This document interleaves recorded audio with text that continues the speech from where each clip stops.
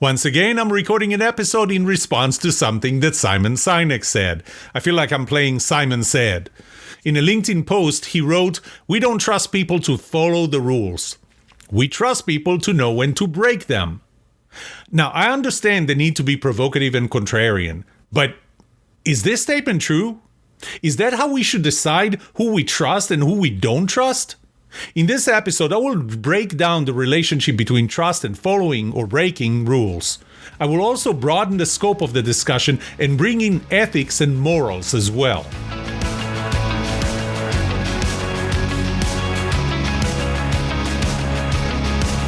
Welcome to The Trust Show. I'm Yoram Solomon, your host, the author of the Book of Trust, and facilitator of the Trust Habits Workshop.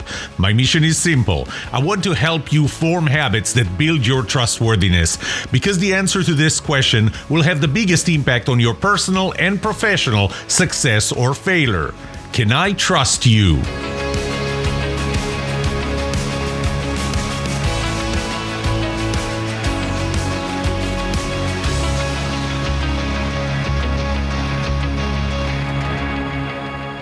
So let's start with what he said. He said, we don't trust people to follow the rules. We trust people to know when to break them. Wait, what? We don't trust people to follow the rules. Why? Isn't that the definition of anarchy? I actually looked up dictionary definitions, and I found that anarchy is defined as a state of society without government or law and the lack of obedience to an authority. And we can assume that laws or rules are the authority, and you just don't feel that you abide by them or need to abide by them. You feel that you can break the law as long as you know when to break it. That is the definition of anarchy. Let me ask you a question. When you break the rules, are you willing to accept the consequences? Now, in some cases, the consequences might be mild, and I'll talk about that a little later. But when you say that you're going to break the law or break rules, and it's okay to break rules, the question is, are you just saying I'm going to break it and hopefully I'm not going to get caught? I'm not ready to assume the consequences or to accept the consequences. But are you breaking them knowing that you will accept the consequences? Blame it on my law degree. I have a law degree, and I really do believe that generally we should trust people who follow the rules, who follow the law. What the law provides us, what rules provide us, they provide predictability. You know how other people will behave. You know how the government will behave. It's a pretty low bar, by the way, because not everything should be at that level, and I'll talk about that a little later in this episode. But the law protects us from each other. The fact that somebody cannot kill me. If you watch Westerns or go back in time, you can kill somebody and there are no consequences because really there's no law that says you can't kill anybody. The law does provide a protection from each other. The law protects us from the government, from irrational acts of the government. The arbitrary actions of the government. But let me turn it around. Are you okay with other people breaking the law in a way that hurts you? Because the law provides predictability and protects you from me and protects the government. But it does that for you, not only for me. Oh, by the way, are you okay with the government breaking the law? Are you okay with the company that you work for breaking the law and maybe discriminating against you, maybe doing other things to you that are illegal, leaking your personal information, leaking your medical records? We have HIPAA, but hey, we can break the law. We trust people to know when to break the law, so you can decide when you break the law and you break HIPAA or anything else.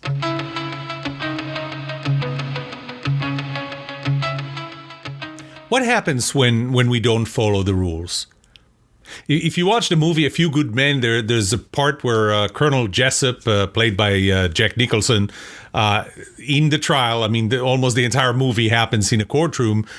he says to the defense attorney, he says, son, we follow orders or people die. You know what? Think about the military.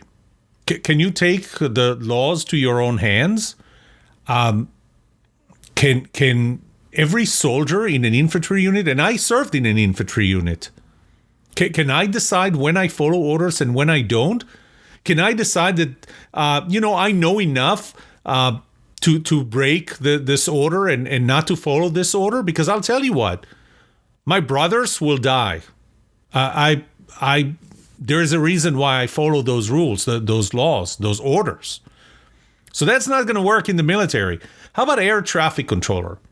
How about if a pilot says, this air traffic controllers, they don't know what they're talking about. I know that I can deviate from the path that they put me on.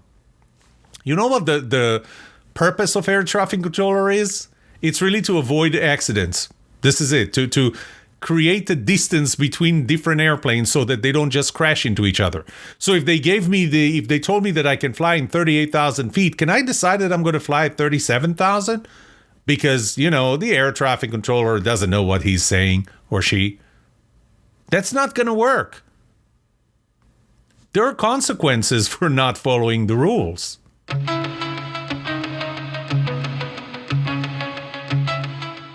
So I'll go back to the statement that Sinek said, the second half. We trust people to know when to break them. That those are the rules.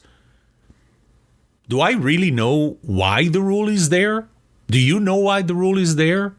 There is a quote that John F. Kennedy, this was one of the favorite saying. It's a quote from a 1929 book called The Thing by J.K. Chesterton, that says, do not remove a fence until you know why it was put there in the first place. This is something, by the way, that's great when you take on a new role, especially a leadership role, and the first thing that comes to mind, the first 90 days is you're going to start taking down walls and change how things are. Don't do that. Do you really know why the rule is there? I remember from law school that part of our research in any case would be to go back to the documentation of the deliberation when a law was created, just to understand the logic, the rationale behind it. By the way, do you know what the consequences are of breaking that fence or breaking that rule? You may not know what the consequences are. You may think that you may know what the consequences are to you, but you may not know what the consequences are to me or to others. You don't know everybody, and you don't know everything. The next question is, can you decide unilaterally that you're not going to follow rules? Here's the problem. There's a problem of fairness. Remember, this is a podcast about trust, and fairness is one of the three main components of trustworthiness. We need to keep things fair. What happens when you break the rules and it hurts me? You break the rule and I don't. So, for example, you decide that the speed limit outside here, 40 miles per hour, that doesn't make any sense. 60 miles an hour is safe enough. By the way, you don't know that because you don't know this area well enough. You don't know why it was set as 40 miles per hour. So you're going to decide that you're going to drive 60 miles per hour. I, on the other hand, will follow the rule, which, based on Simon Sinek, I should not be trusted and you should be trusted. You put me in a disadvantage. You're going to get anywhere faster than me because I follow the rule and you don't. And is that okay? Because that's the element of fairness. And you know what? I am not going to trust you. What if you can afford the consequences of breaking a rule or breaking the law and I cannot? I used speed limit as an example. So you drive 60 instead of 40. What's the maximum that's going to happen? I think that within 20 miles per hour, the fine is going to be, $250? To you, $250 is nothing. To me, I work really hard for every dollar. $250 is a lot of money. So I can't afford the consequences of breaking the law. You're okay with it. To you, it's just the cost of doing business. You're going to drive faster, and you know it's going to cost you $250, and you can afford it. Once again, it's a matter of fairness. It's a matter of lack of symmetry. What would be a good reason to break the law or to break the rules? Is it because they don't suit me? And are you okay if I break the law in a way that will disadvantage you? Because really the reason I'm breaking it is because it doesn't suit me. How about breaking laws that protect people who cannot protect themselves? Maybe they're disabled. Maybe they're minorities and they just can't protect themselves because of their numbers, their fewer numbers. Is it okay to break that? Because it's good for the majority. So now it's beyond it doesn't suit me. I know that it's best for the majority, just not best for everyone. Is it okay? Should you trust me then? What if the law is not good for anyone? What if, theoretically, hypothetically, ideally, will never happen in reality, you actually do know when you can break the law or break the rules? Should you break it then? Now, I'm going to bring a counter argument to my own argument, which is you shouldn't break the law. And that is Nazi Germany and other places where genocide took place, where soldiers followed orders that were obviously unlawful. That would be a good reason. But let me ask you just one question. How do you know? How do you know that that's the case? That's what bothers me.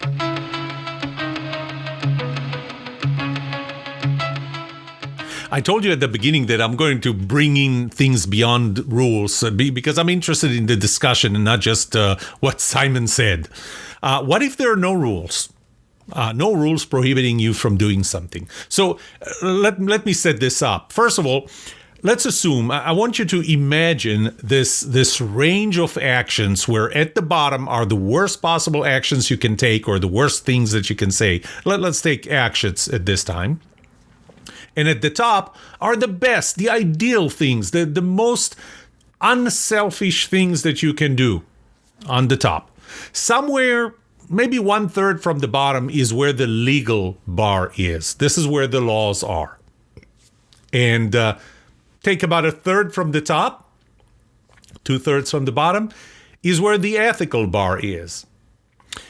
Now, when I say ethical bar, I don't mean code of ethics. Many organizations and companies have something that's called code of ethics. I look at a code of ethics as law, as rules. And the way I make this distinction is whether the consequences are intrinsic or extrinsic, whether they're natural or artificial. So, for example, when you break the law or a code of ethics for an organization, there is an artificial consequence that results from it. So you're going to be removed from the organization. You're going to be incarcerated. You're going to have to pay a fine or what have you. You're going to have to be put to death in some places for some criminal activities. So there are extrinsic laws legal bar is extrinsic, and there are artificial consequences that are not natural. Ethical bar is more intrinsic. It comes from you, and the consequences are natural consequences. This is what happens if you do this. It's just natural, and this is what you have to live with. Now, what do we call the things in between? Something that's below the ethical bar, but above the legal bar. You shouldn't do it, but it's not illegal. Hey, so why not, right? It's the gray area, right? But it's still things that you shouldn't do. What does the government do when we operate a lot in this gray area? The government raises the legal bar. So what wasn't illegal before, it was just inappropriate, we shouldn't have done that, is now illegal. And I know I'm going to dedicate a whole episode to gun laws without taking a position one way or another, but just in the context of trust and laws in general. But Take, for example, what happened in Vegas when a guy that killed, I don't remember, 85, I think, people and hurting a lot of people, not killing them necessarily, but used an automatic rifle. It was a machine gun. That's why so many people were killed. And the thing is, it was actually legal. And the reason it was legal was because of the definition of what a machine gun is and how bump stocks that he used were actually not exactly what the law defined as a machine gun. And therefore, he shot full automatic and it was legal. But you know that that's not what you were supposed to do, right? So what does the government do? The government raises the bar. What did the government do? They banned bump stocks. By the way, don't get me started because now there's a new thing that came up to replace them, creating a machine gun without breaking the law and the definition of a machine gun as it stands today. But there are consequences for the government raising the legal bar. And the consequences are that we now stop even checking ourselves, checking our morals and our ethics. We just relegate our behaviors to what's legal and what's illegal. And the higher the legal bar is, the more we're going to do that. If it's not illegal, we're going to trust the government to assume, to create laws that would prevent us from behaving in a way we shouldn't behave. And by that, we assume that if there is no law and the government didn't say that you should not do this, then you should. There's another thing, another consequence for that, and that is that we start rationalizing breaking the laws, breaking the rules. The higher the bar is, the legal bar is, the more restrictive rules are, the more we start thinking like Simon Sinek, and that is that we trust those who know when to break the law. So all of a sudden, this is something that we rationalize. And I use the example of the speed limit. I'll use that again. You know, I'm not going to see you, and hopefully nobody else sees how you answer this question, but have you ever driven faster than the speed limit? Not unintentionally, intentionally. You knew you were in a hurry and you just drove faster than the speed limit. Have you ever done that? You know you have, right? So you just rationalized breaking the law because the law didn't make sense to you. What should we do instead? Well, I would say the first thing we do is we stop behaving only above the legal bar and we start behaving above the ethical bar. And I'll bring that to trust in a minute. That's the first thing. The first thing is that we don't behave in between the legal bar and the ethical bar because we don't want to. Because we shouldn't. We know that we shouldn't, and therefore we don't behave in that area, in that gray area. We behave only above the ethical bar. Now, once we get there, then we can maybe take the more advanced approach. Maybe, God forbid, we actually raise our ethical bars. We raise our morals, we raise our behaviors, and we still continue to behave above them.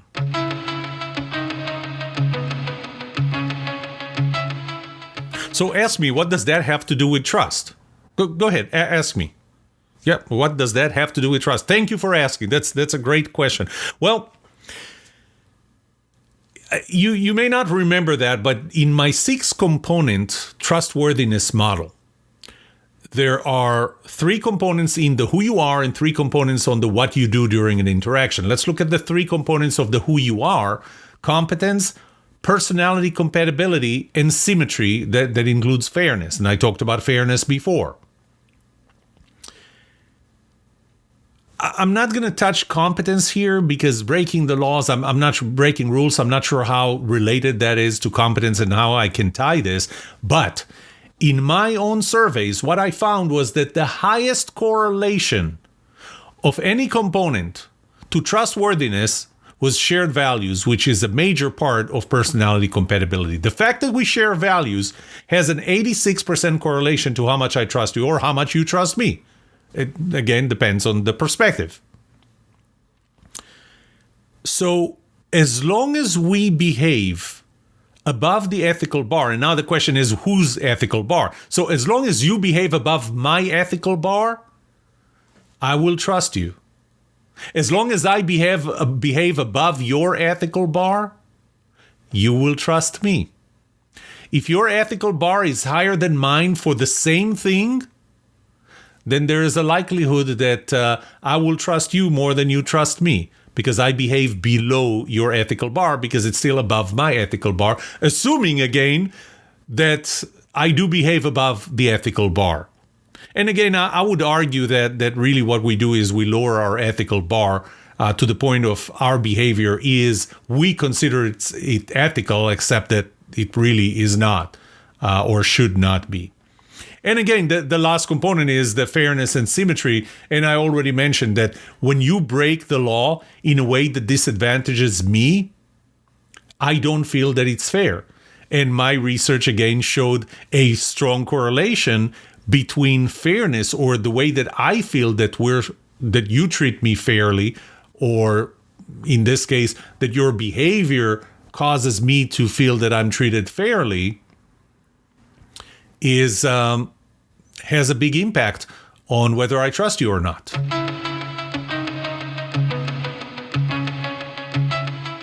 Let me summarize this episode.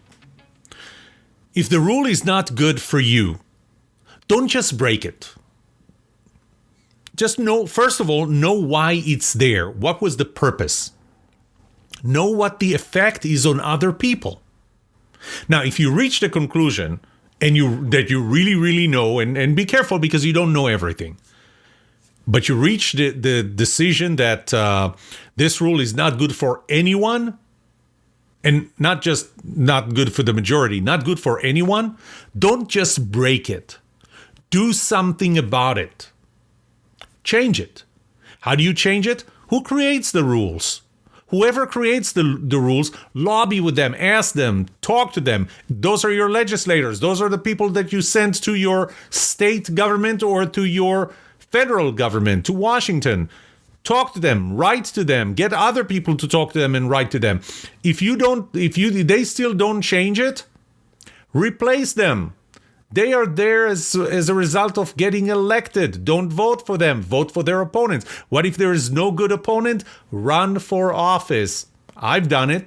You can do it. Run for office. Change the rules. Don't break the rules. Change the rules if they don't make any sense. And finally, where there are no rules, operate above the ethical bar. This has big impact on personality compatibility, on shared values, fairness and symmetry, and as a result, because those are main components of trustworthiness, on how much I trust you. I just want to say one last thing before I wrap this up.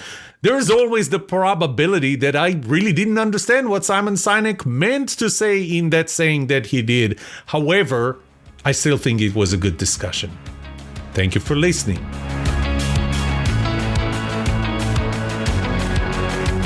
What would you like to know about trust and trustworthiness? Let me know and I'll answer it in a future episode.